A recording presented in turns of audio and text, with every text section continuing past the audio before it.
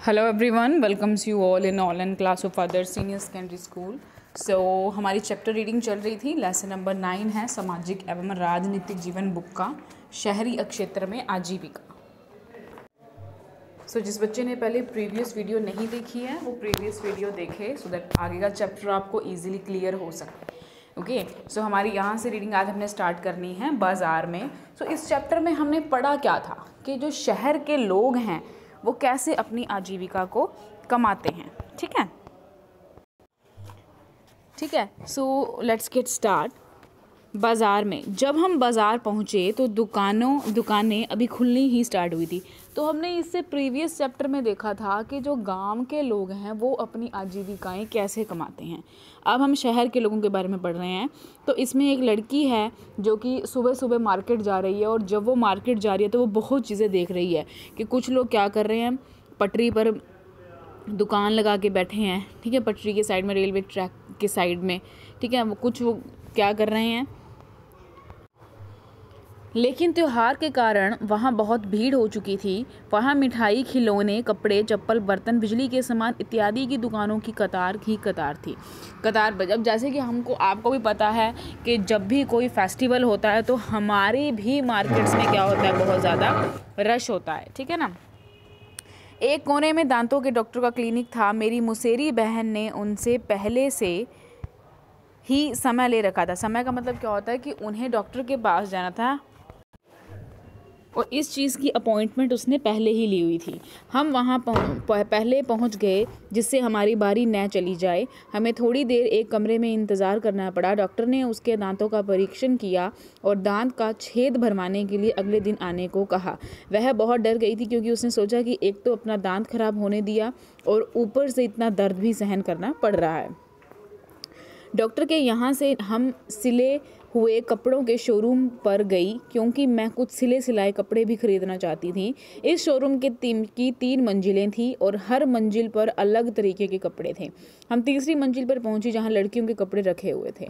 अभी वो क्या कर रही है, तो बेसिकली यहाँ पर इनडायरेक्ट तरीके से बताया क्या जा रहा है कि वहाँ पर क्या है ना, जो फैसिलिटीज़ हैं शहरी क्षेत्र में, जो आजीविका के उपकरण कह सकते हैं हम इसको, बहुत सारे। अब जहाँ पर भी जा रही है उसे वहाँ पर कोई ना कोई दुकान, कोई ना कोई एक काइंड ऑफ बिजनेस, हम लोग कैसे एक काइंड ऑफ आजीविका दिखाई दे रही है बड़ी दुकानों में। हरप्रीत, पहले मेरे पापा और चाचा एक छोटी सी दुकान पर काम करते थे। इतवार को और त्योहारों के समय में मेरी माँ उनकी मदद करते थे। मैंने कॉलेज की पढ़ाई पूरी करने के बाद वहाँ काम करना शुरू कर दिया था। अब मेरी पत्नी वंदना और मैं यह शोरूम चलाते हैं। वंदना, हमने कुछ साल पहले यह शोरूम खोला। मैं एक ड्रेस डिज़ाइनर हूँ। मैंने तरह तरह के फैशन के कपड़े बनाने की पढ़ाई की है, लेकिन आजकल लोग कपड़े सिलवाने की जगह सिले सिलाई यानी कि रेडीमेड कपड़े लेना पसंद करते हैं। इसलिए मेरा ध्यान इस बात पर ज़्यादा रहता है कि कैसे इन रेडीमेड कपड़ों को आकर्षक बनाया जाए। यानी कि अभी जो व्यक्ति जिस लाइन में काम कर रहा है उसका वो किस चीज़ पर ज़्यादा मेक श्योर करता है कि उसकी दुकान है इतनी अट्रैक्टिव हो, उसका काम इतना अट्रैक्टिव हो कि लोग उसके पास बार बार आए काम करवाने। ठीक है। हम अपने शोरूम के लिए अलग अलग जगहों से सामान खरीदते थे। ज़्यादातर माल मुंबई, अहमदाबाद, लुधियाना और त्रिपुर से आता है।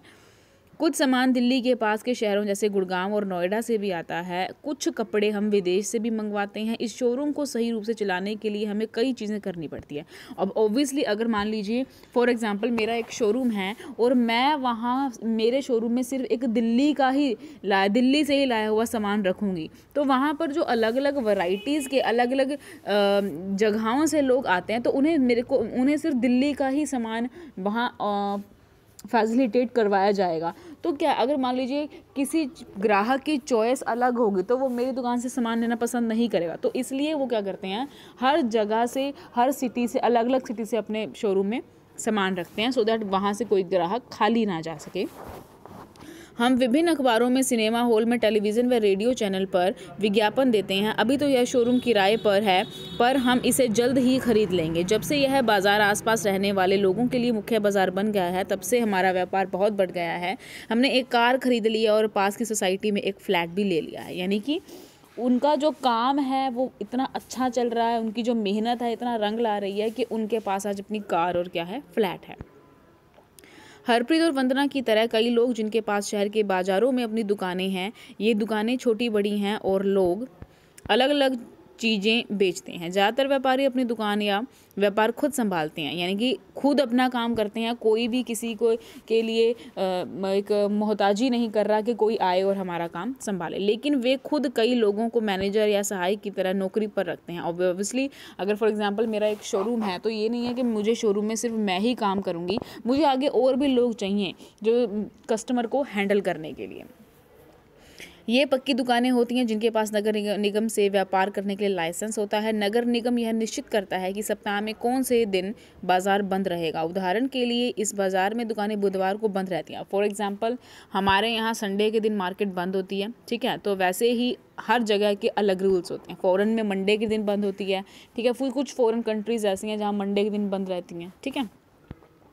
इस बाज़ार में छोटे छोटे दफ्तर और अन्य दुकानें भी हैं जो बैंक, कुरियर इत्यादि की सेवाएं देती हैं। अभी क्या है कि अलग अलग चीज़ें हैं, अलग अलग दफ्तर हैं, अलग अलग हर मतलब कि जहाँ पर भी वो लड़की जा रही है वो अलग अलग चीज़ों को देख रही है, ठीक है। सो आज हम ये चैप्टर यहीं तक रीड करेंगे। Have a very good day.